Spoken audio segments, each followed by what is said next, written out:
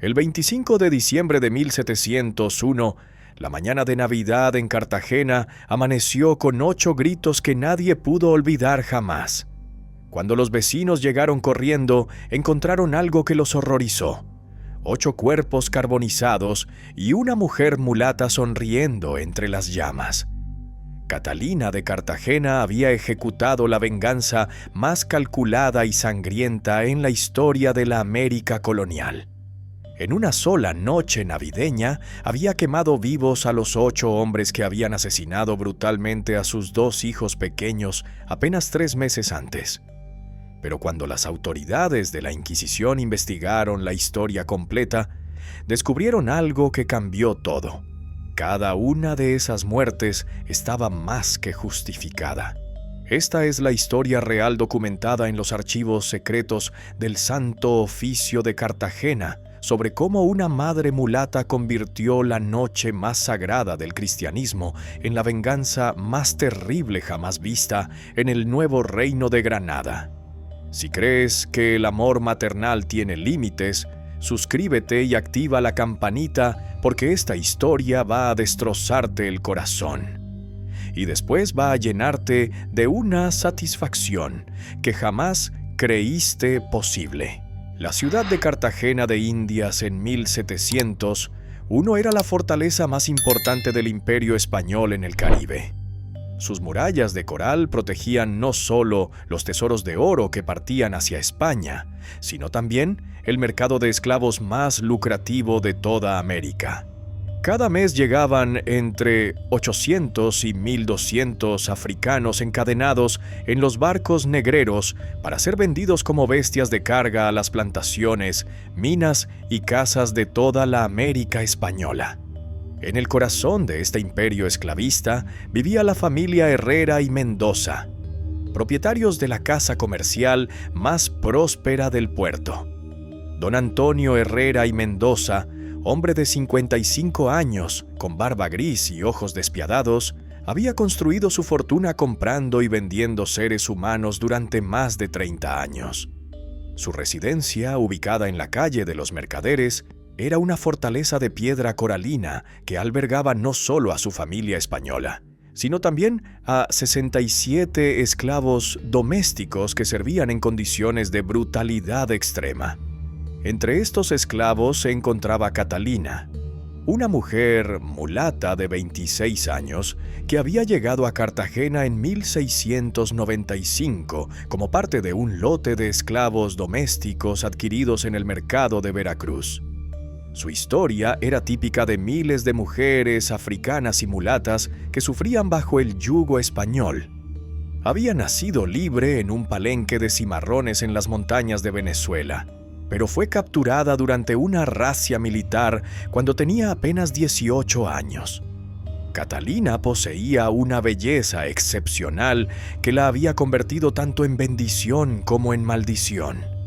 Su piel canela clara, sus ojos avellana y su cabello rizado la distinguían entre las otras esclavas, pero también la habían convertido en objeto de deseo para los hombres blancos que visitaban la casa Herrera. Durante sus 6 años de esclavitud había sufrido violaciones sistemáticas, primero por don Antonio, después por sus 3 hijos varones, y finalmente por cualquier invitado español que expresara interés en ella. Pero Catalina había encontrado un motivo para sobrevivir en medio de ese infierno. Sus 2 hijos, Miguel de 4 años y Carmen de 2 años, productos de las violaciones sufridas durante su cautiverio. A pesar del horror de su concepción, Catalina amaba a esos niños con una intensidad que trascendía el dolor de su origen. Los había criado en secreto, protegiéndolos de la crueldad de sus amos y enseñándoles discretamente sobre su herencia africana y venezolana. Durante años, Catalina había logrado mantener a sus hijos relativamente protegidos, trabajando jornadas dobles para que no fueran asignados a labores pesadas y sobornando discretamente a otros esclavos para que cuidaran de ellos cuando ella no podía estar presente. Los pequeños Miguel y Carmen se habían convertido en la única luz en el infierno de la casa Herrera. y Catalina soñaba secretamente con el día en que pudiera comprar su libertad y la de sus hijos para huir hacia los palenques de las montañas. Pero el 15 de septiembre de 1701, esos sueños se convertirían en la peor pesadilla que una madre puede experimentar. Y lo que ocurrió ese día transformaría a una mujer quebrada por años de abuso en la vengadora más implacable que jamás había pisado territorio americano. La Casa Herrera funcionaba como un microcosmos del sistema esclavista colonial. Don Antonio había convertido la compra y venta de seres humanos en una ciencia exacta. Conocía el valor de mercado de cada tipo de esclavo según su origen, edad, fuerza física y habilidades especiales.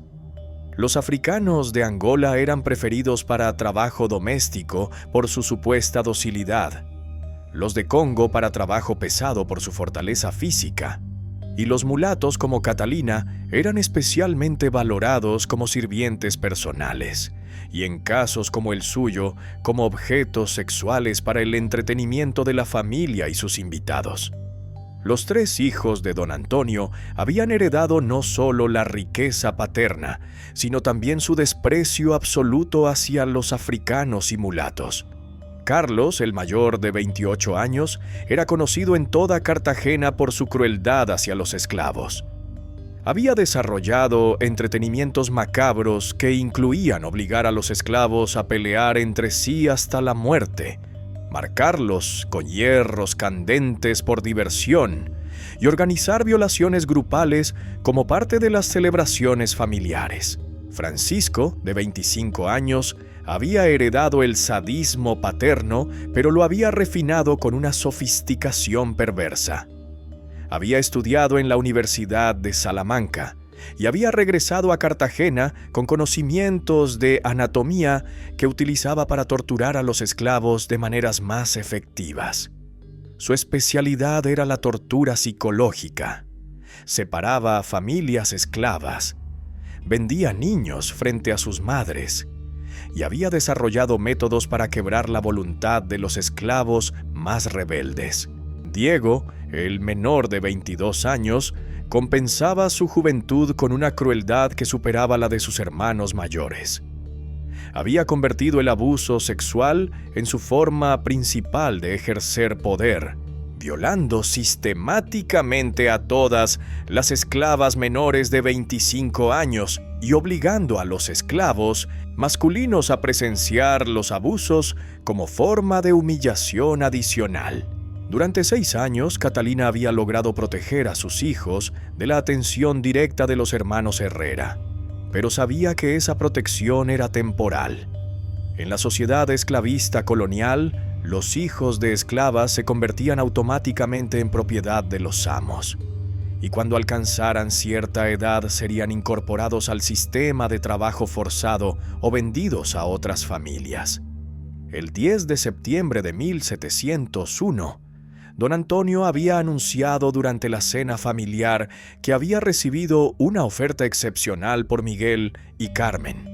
Un comerciante de esclavos de Lima había expresado interés específico en niños mulatos pequeños para entrenarlos como sirvientes especializados en casas aristocráticas. La oferta era de 400 pesos por ambos niños, una suma considerable que don Antonio no estaba dispuesto a rechazar. Los niños serán vendidos el próximo lunes, había declarado don Antonio con la misma indiferencia con que habría anunciado la venta de ganado. Catalina tendrá el fin de semana para preparar sus pertenencias. Esas palabras cayeron sobre Catalina como una sentencia de muerte. Durante 6 años había vivido con la constante amenaza de que le arrebataran a sus hijos, pero siempre había creído que tendría más tiempo, que podría encontrar una manera de evitarlo, que tal vez podría convencer a sus amos de mantener a la familia unida. Pero había algo más siniestro en el anuncio de don Antonio. Carlos había sonreído de una manera que heló la sangre de Catalina cuando su padre mencionó la venta de los niños. Esa sonrisa le recordó expresiones similares que había visto antes de los episodios más crueles de la familia Herrera. Esa noche, mientras los niños dormían inocentemente en el pequeño cuarto que compartían en los barracones de esclavos, Catalina comenzó a planear algo que jamás había considerado antes: la fuga. Conocía los caminos hacia las montañas donde existían palenques de cimarrones. Tenía contactos entre los esclavos del puerto que podrían ayudarla a conseguir un barco hacia territorio libre. Era extremadamente arriesgado, pero la alternativa era perder a sus hijos para siempre. Sin embargo, los planes de Catalina nunca tuvieron oportunidad de ejecutarse. Lo que ocurrió durante los siguientes 5 días transformaría su dolor maternal en una sed de venganza que consumiría no solo su alma, sino también las vidas de 8 hombres que jamás imaginaron que sus crímenes tendrían consecuencias. El sábado 14 de septiembre de 1700, uno comenzó como cualquier día normal en la casa Herrera, pero terminaría siendo recordado como el día en que se sembró la semilla de la venganza más sangrienta en la historia de Cartagena. Carlos Herrera había decidido organizar lo que él llamaba una despedida especial para Miguel y Carmen antes de su venta al comerciante limeño. Padre, le había dicho Carlos a don Antonio durante el desayuno: he invitado a algunos amigos esta tarde para una pequeña celebración.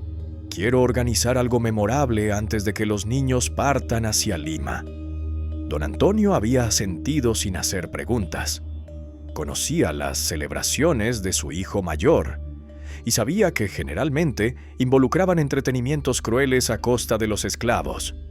Mientras estos entretenimientos no interfirieran con los negocios familiares, don Antonio los toleraba como parte de la diversión natural de los jóvenes aristócratas españoles. Los invitados de Carlos llegaron esa tarde: 5 jóvenes españoles de familias comerciantes acomodadas de Cartagena, todos conocidos por su afición a los espectáculos violentos y su desprecio hacia la población africana y mulata. Habían venido con expectativas de presenciar algún tipo de entretenimiento especial, y Carlos no tenía intención de defraudarlos. A las 4 de la tarde, Carlos había mandado llamar a Catalina al patio principal de la casa, donde se había dispuesto una especie de anfiteatro improvisado con sillas para los invitados españoles. Cuando Catalina llegó y vio la configuración, sintió un terror helado recorrer su espina dorsal. Había presenciado antes estas disposiciones y sabía que precedían a espectáculos de crueldad extrema. Catalina, le había dicho Carlos con esa sonrisa sádica que ella había aprendido a temer: como tus hijos se van mañana, pensé que sería apropiado darles una lección final sobre el lugar que ocupan en este mundo. En ese momento, Francisco y Diego aparecieron arrastrando a Miguel y Carmen, ambos niños llorando y gritando sin entender qué estaba ocurriendo. Los pequeños buscaron desesperadamente a su madre con los ojos, pero antes de que Catalina pudiera moverse hacia ellos, 2 esclavos la sujetaron firmemente por los brazos siguiendo órdenes previamente impartidas por Carlos. «Verás», continuó Carlos dirigiéndose tanto a Catalina como a sus invitados, «estos niños han crecido pensando que son diferentes de los otros esclavos porque su madre los ha protegido. Es hora de que aprendan la realidad de su condición». Lo que siguió fue una demostración de sadismo que superó incluso los estándares habituales de crueldad de la familia Herrera. Carlos había decidido usar a Miguel y Carmen para entrenar a los perros de pelea que mantenía en la propiedad, unos mastines españoles especialmente criados para ser agresivos y que habitualmente se usaban para perseguir esclavos fugitivos. Los detalles de lo que ocurrió durante las siguientes 2 horas son demasiado terribles para ser descritos completamente, pero los archivos de la Inquisición que documentaron posteriormente estos eventos registran que Miguel murió primero, después de resistir durante más tiempo del que Carlos había anticipado para un niño de 4 años. Carmen, siendo más pequeña, no resistió tanto tiempo, pero sus gritos se prolongaron lo suficiente como para que varios vecinos de la zona escucharan y se sintieran perturbados por los sonidos. Durante todo el espectáculo, Catalina fue obligada a presenciar cada momento, sostenida por los brazos para que no pudiera cerrar los ojos o apartarse. Los invitados de Carlos aplaudían y hacían apuestas sobre cuánto tiempo resistiría cada niño, como si estuvieran presenciando una corrida de toros en lugar del asesinato de 2 inocentes. Cuando finalmente terminó la diversión, cuando los cuerpos destrozados de Miguel y Carmen yacían inmóviles en el patio ensangrentado, Carlos se acercó a Catalina con expresión de satisfacción. «Ahora ya no tienes que preocuparte por la separación», le dijo con su sonrisa cruel. «Tus hijos han aprendido su lugar en el orden natural de las cosas». En ese momento algo se rompió irremediablemente en el alma de Catalina. El dolor era tan profundo que trascendía la capacidad humana de procesarlo. Pero junto con el dolor nació algo más, una furia tan pura y concentrada que transformó su sufrimiento en determinación asesina. Esa noche, mientras lavaba la sangre de sus hijos del patio y preparaba sus pequeños cuerpos para un entierro secreto en el jardín trasero, Catalina hizo un juramento que resonaría en su alma hasta el último día de su vida. Cada uno de los hombres que había participado en el asesinato de Miguel y Carmen pagaría con su vida, y ella se aseguraría de que murieran de la manera más dolorosa posible. La madre amorosa había muerto junto con sus hijos. Lo que quedaba era una vengadora que conocía cada secreto, cada rutina, cada debilidad de aquellos que le habían arrebatado todo lo que amaba en el mundo. Durante los siguientes 3 meses, desde septiembre hasta diciembre de 1701, Catalina se transformó en una estudiante meticulosa de la muerte. Su dolor se había cristalizado en una inteligencia estratégica que canalizó hacia un solo objetivo: la aniquilación completa de todos los responsables del asesinato de sus hijos. Su primera ventaja era el conocimiento íntimo que tenía de la casa Herrera y las rutinas de la familia. Durante 6 años había observado cada movimiento, cada hábito, cada momento de vulnerabilidad de sus amos. Sabía exactamente cuándo cada miembro de la familia se levantaba, dónde comían, a qué horas recibían visitas. Y lo más importante, conocía todos los accesos secretos y pasadizos de la casa, que había sido construida con múltiples entradas para facilitar el contrabando. Su segunda ventaja era la confianza que había ganado entre los otros esclavos de la casa.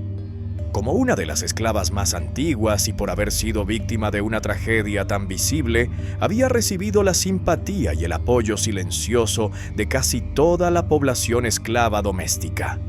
Muchos de ellos habían presenciado el asesinato de Miguel y Carmen, y aunque no podían expresarlo abiertamente, compartían el deseo de que esos crímenes fueran vengados. Su tercera ventaja, y la más crucial, era que nadie sospechaba de sus capacidades reales. Los Herrera la habían siempre subestimado, viéndola como una esclava doméstica quebrada por años de abuso. No tenían idea de que Catalina había crecido en un palenque donde había aprendido técnicas de guerra, venenos naturales y métodos de supervivencia que los cimarrones habían perfeccionado durante décadas de resistencia contra los españoles. Durante octubre y noviembre de 1701, Catalina desarrolló un plan que era brillante en su simplicidad y terrorífico en su precisión. No se conformaría con matar a los 8 hombres responsables de la muerte de sus hijos. Quería que murieran de una forma que fuera simbólicamente apropiada para sus crímenes. Habían usado el fuego para entrenar a sus perros contra niños inocentes. Morirían quemados vivos. Su plan requería una preparación meticulosa. Primero necesitaba identificar las ubicaciones exactas donde cada uno de los responsables estaría durante la noche de Navidad. Los 3 hermanos Herrera permanecerían en la casa familiar, pero los 5 invitados estarían en sus respectivas residencias celebrando con sus propias familias.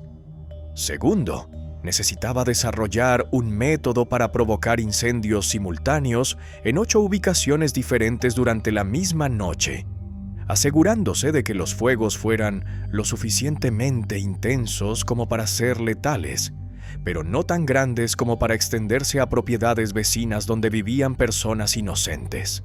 Tercero, y más complicado, necesitaba crear un sistema para asegurar que sus víctimas no pudieran escapar de los incendios una vez que comenzaran.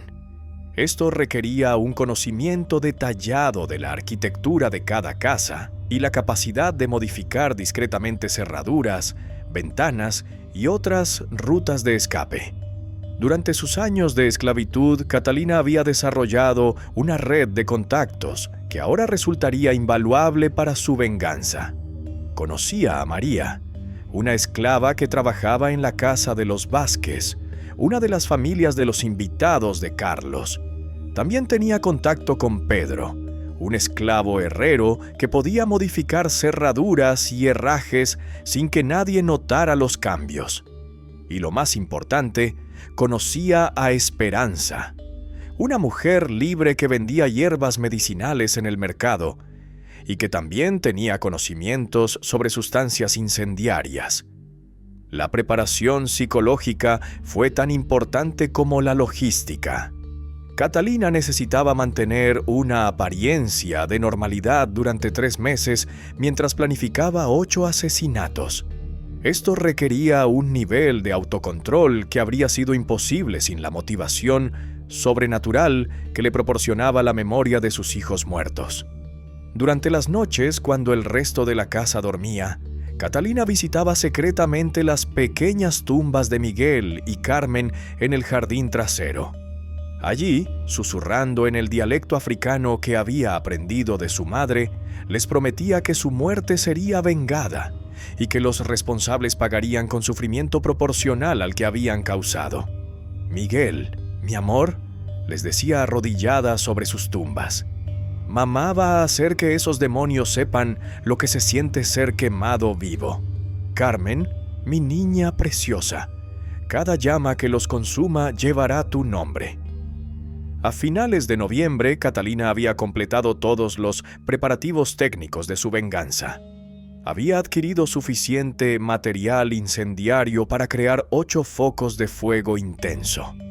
Había identificado las rutas exactas que seguiría durante la noche del 24 de diciembre para moverse entre las 8 ubicaciones target. Había sobornado y convencido a los esclavos cómplices que necesitaba para ejecutar partes específicas del plan. Pero lo más importante, había desarrollado el cronograma perfecto. La Nochebuena de 1701 proporcionaría la cobertura ideal para su venganza. Las familias españolas estarían celebrando en sus casas. Los guardias nocturnos estarían relajados por las festividades, y el sonido de las celebraciones enmascararía cualquier ruido que pudiera resultar de su operación.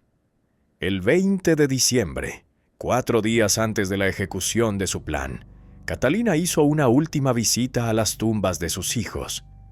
Esta vez no fue solo para prometerles venganza, sino para pedirles perdón por lo que estaba a punto de hacer.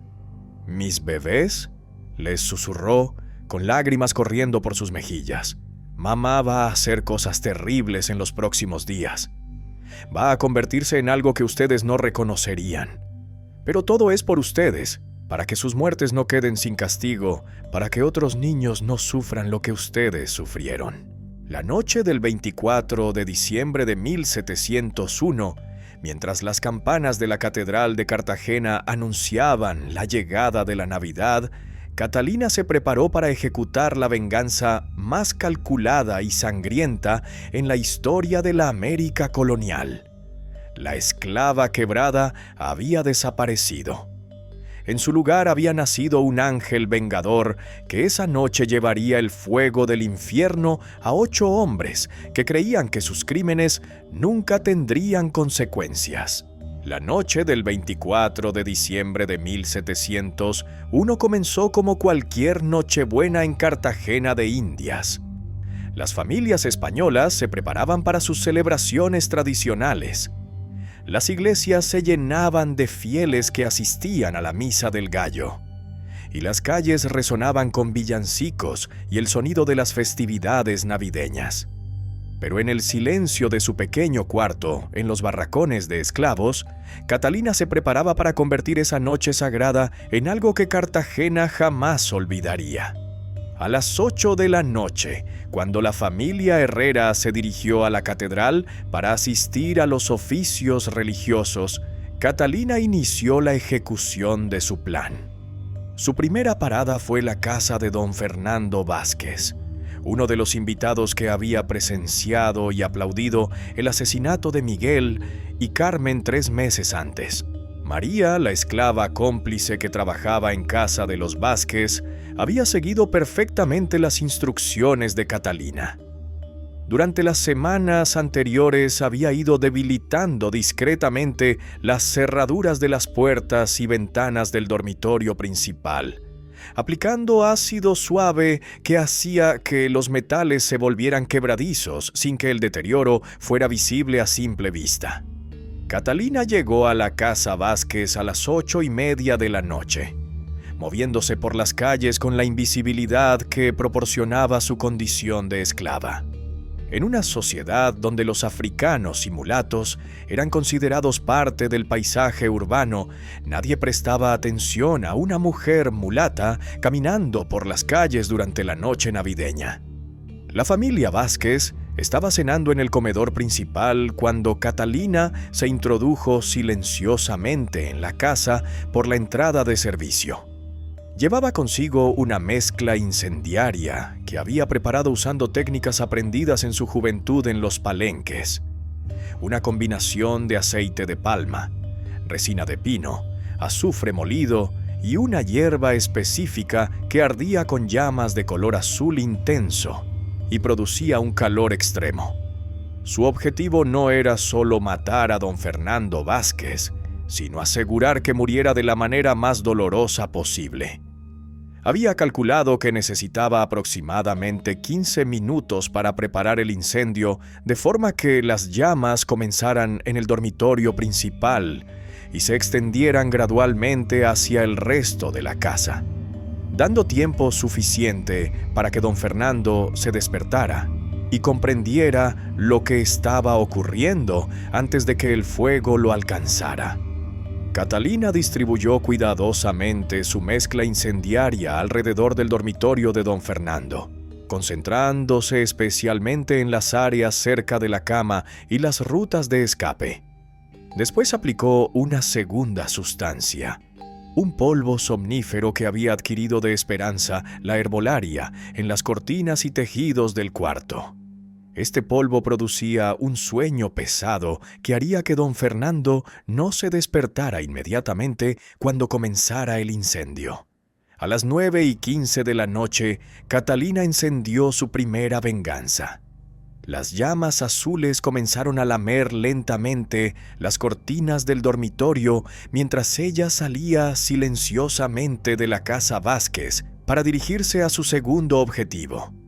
La casa de don Luis Mendoza, otro de los espectadores del asesinato de sus hijos, estaba ubicada a apenas 3 cuadras de distancia. Catalina había cronometrado su plan para que los incendios comenzaran con intervalos de 20 minutos entre cada uno, asegurando que para cuando las autoridades respondieran al primer fuego, ya estarían en progreso al menos 3 incendios más en diferentes partes de la ciudad. En la casa Mendoza, Catalina empleó una variación de su método. En lugar de usar solo material incendiario, había preparado una trampa más elaborada. Durante sus visitas preparatorias, había observado que don Luis tenía la costumbre de fumar tabaco en su estudio antes de acostarse. Había reemplazado discretamente su tabaco regular con una mezcla que incluía pólvora finamente molida. Cuando don Luis encendiera su pipa esa noche, la explosión resultante iniciaría un incendio que se extendería rápidamente por toda su casa.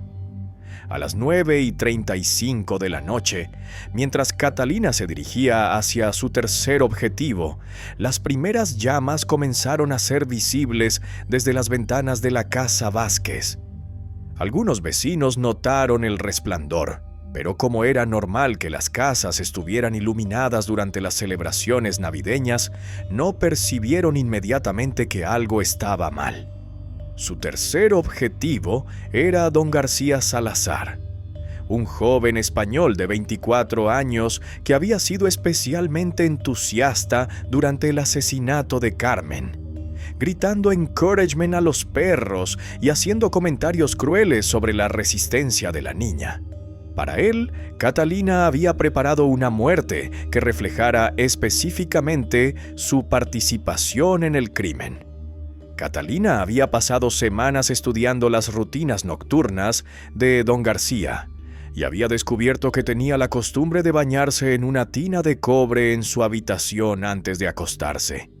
Durante una visita preparatoria, había modificado el sistema de calentamiento del agua, conectando una mecha oculta que, cuando fuera encendida, convertiría el aceite usado para calentar el agua en una explosión de llamas líquidas.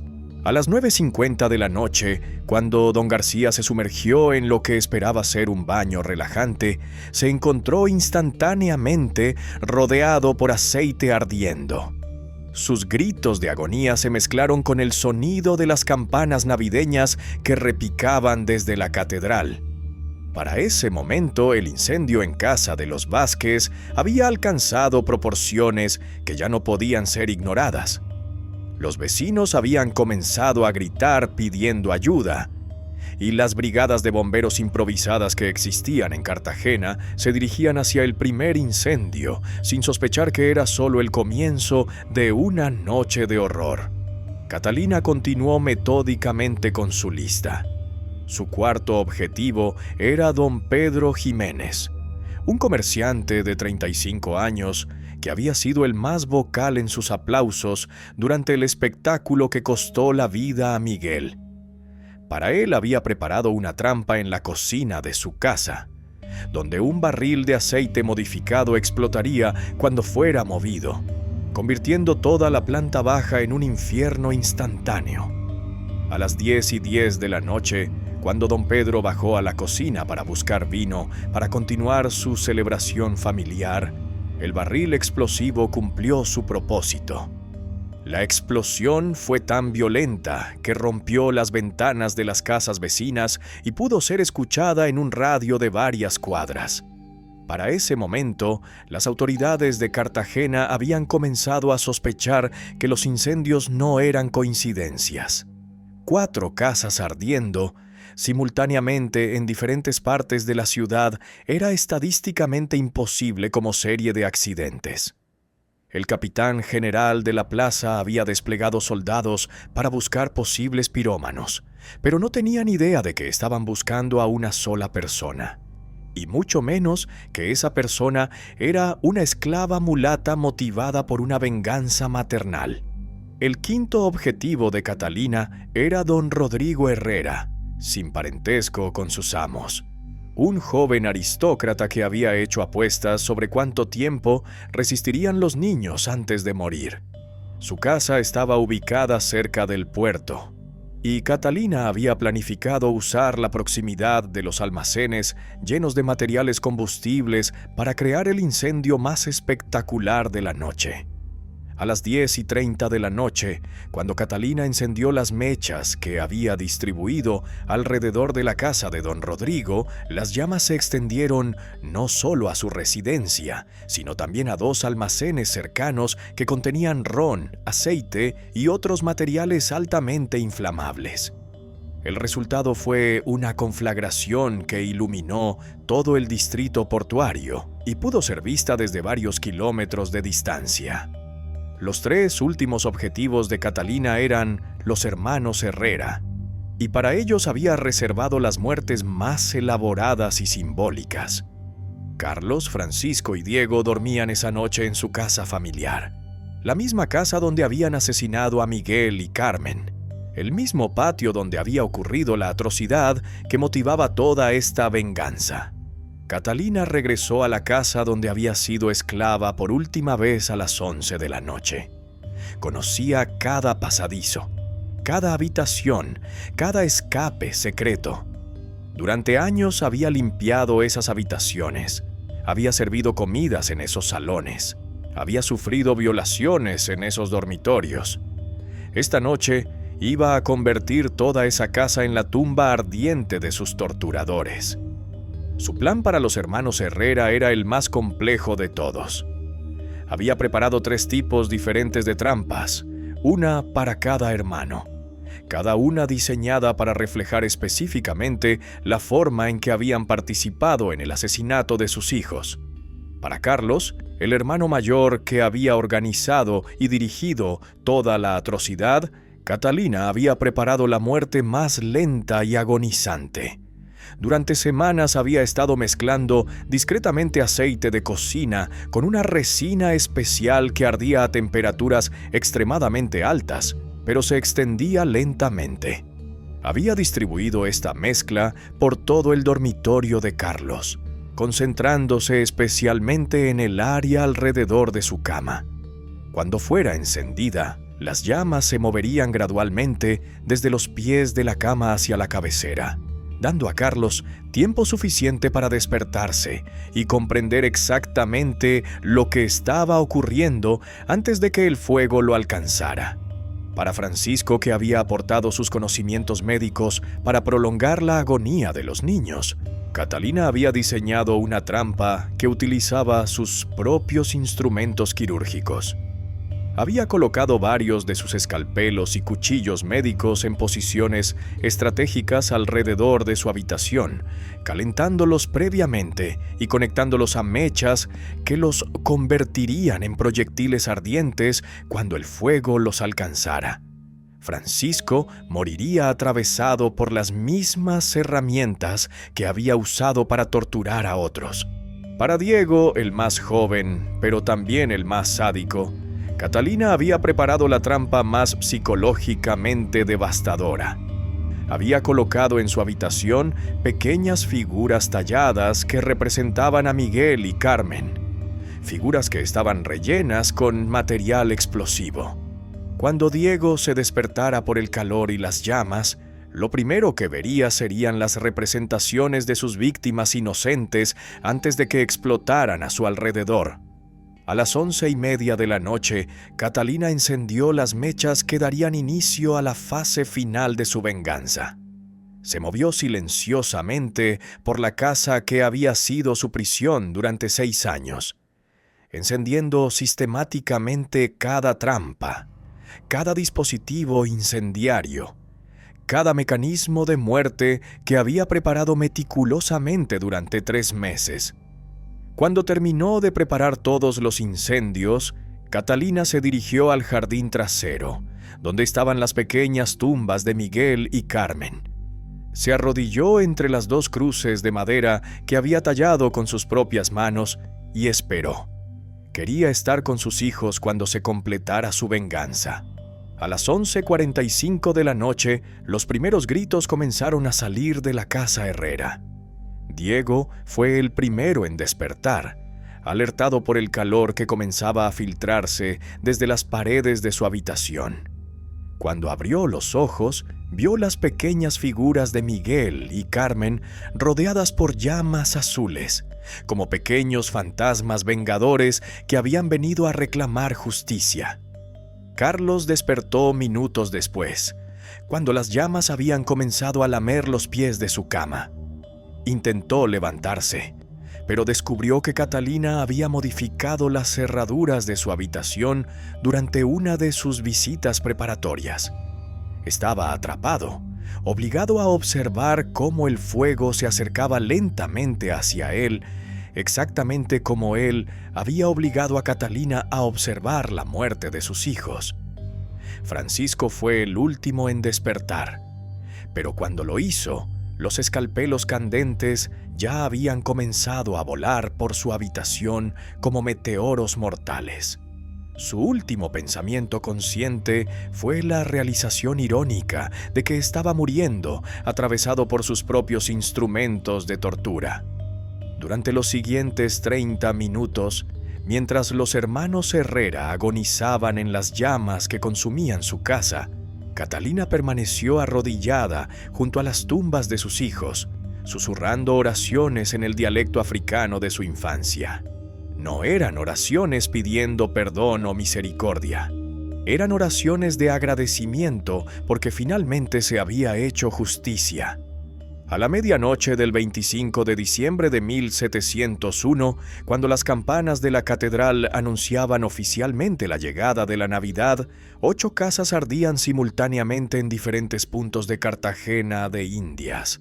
8 hombres habían muerto quemados vivos, cada uno de ellos experimentando el terror y el dolor que habían infligido a 2 niños inocentes 3 meses antes. Catalina se levantó lentamente de las tumbas de sus hijos y caminó hacia el centro del patio, donde las llamas de la casa comenzaban a iluminar toda la propiedad con un resplandor anaranjado y demoníaco. Por primera vez en 3 meses sonrió. No era la sonrisa de una mujer feliz, sino la sonrisa de alguien que había completado una misión sagrada.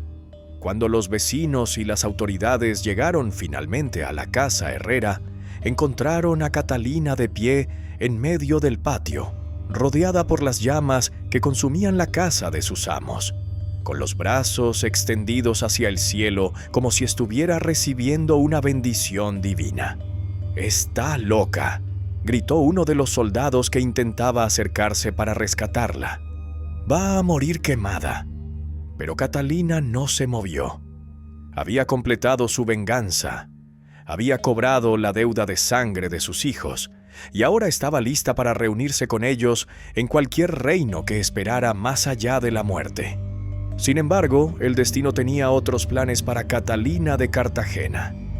Cuando el capitán general José de Zúñiga y Cerda llegó a la escena del incendio en la casa Herrera, encontró algo que desafió todas sus expectativas sobre crímenes y castigos en la América colonial. Catalina seguía de pie en medio del patio, completamente inmóvil mientras las llamas consumían la casa a su alrededor, pero las llamas parecían evitarla deliberadamente, creando un círculo de espacio libre alrededor de su figura. «Es brujería», murmuró el padre Francisco de Ajofrín, capellán militar que había acompañado al capitán general. «Esa mujer ha hecho un pacto con el demonio».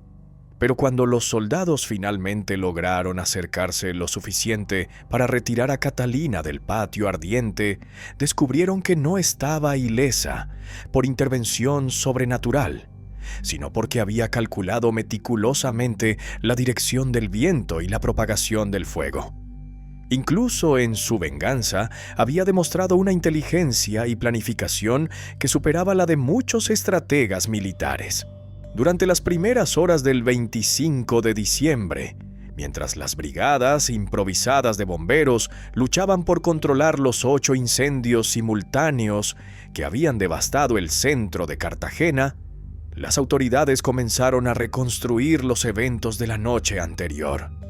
La sincronización precisa de los incendios, la sofisticación de los métodos utilizados y el hecho de que todas las víctimas fueran personas específicas que habían estado juntas 3 meses antes, hizo evidente que no se trataba de coincidencias o actos de locura, sino de una venganza cuidadosamente planificada y ejecutada. Catalina fue trasladada a las celdas del Santo Oficio de la Inquisición, donde el doctor Manuel de Santamaría, inquisidor mayor de Cartagena, se preparaba para interrogar a la mujer que había logrado la hazaña militar más impresionante en la historia reciente de la ciudad: la eliminación simultánea de 8 objetivos en una operación de una sola persona. Durante el primer interrogatorio, Catalina no negó ninguno de los cargos presentados contra ella. Describió meticulosamente cada paso de su venganza, cada método utilizado, cada trampa preparada. Su confesión fue tan detallada y técnicamente precisa que varios ingenieros militares fueron convocados para verificar la factibilidad de los métodos que describía. ¿Por qué hiciste esto?, le preguntó el doctor Santamaría durante el interrogatorio formal. ¿Comprendes que has cometido 8 asesinatos y que has destruido propiedades por valor de más de 10,000 pesos de oro? La respuesta de Catalina fue directa y devastadora. Hice lo que cualquier madre habría hecho.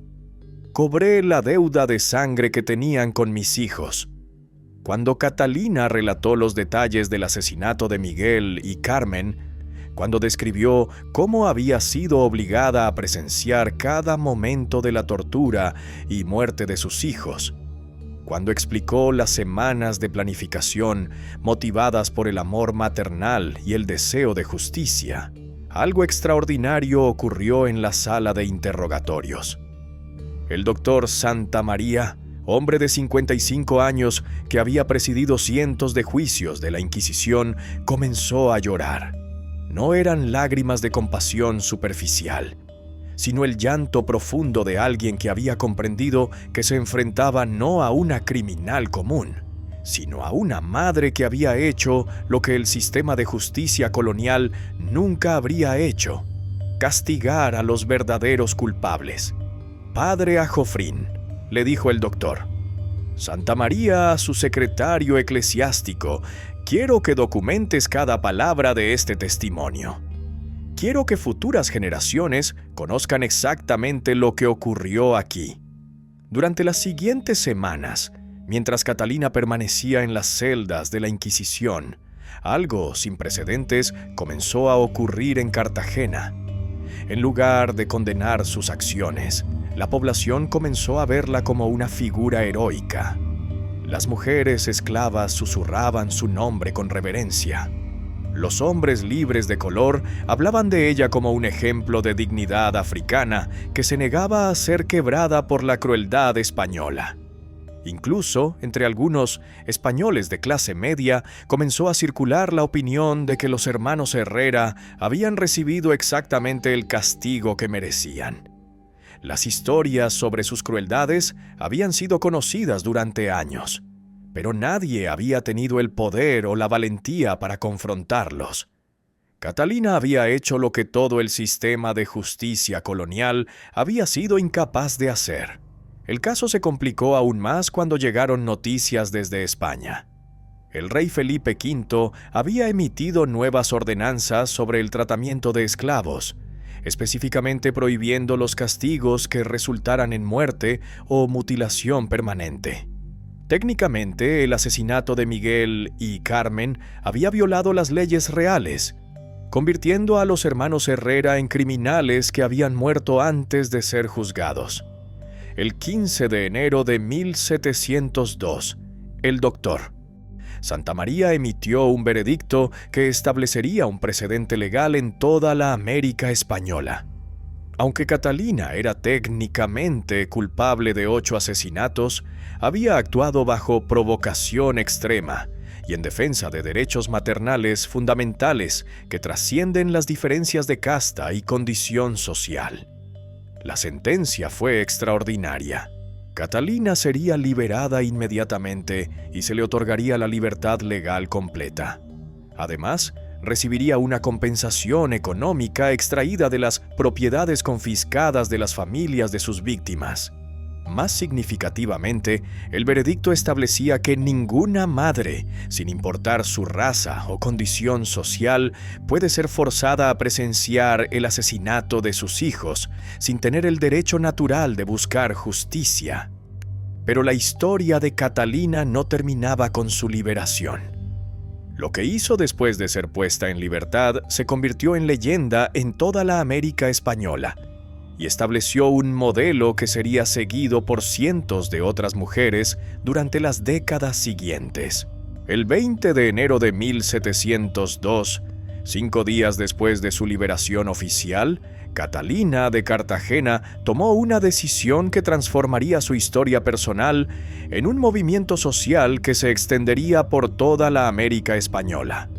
En lugar de desaparecer silenciosamente en la población libre de mulatos y africanos, decidió usar su nueva libertad y los recursos económicos que había recibido como compensación para establecer algo que no había existido antes en el territorio colonial: una red organizada de protección para madres esclavas y sus hijos.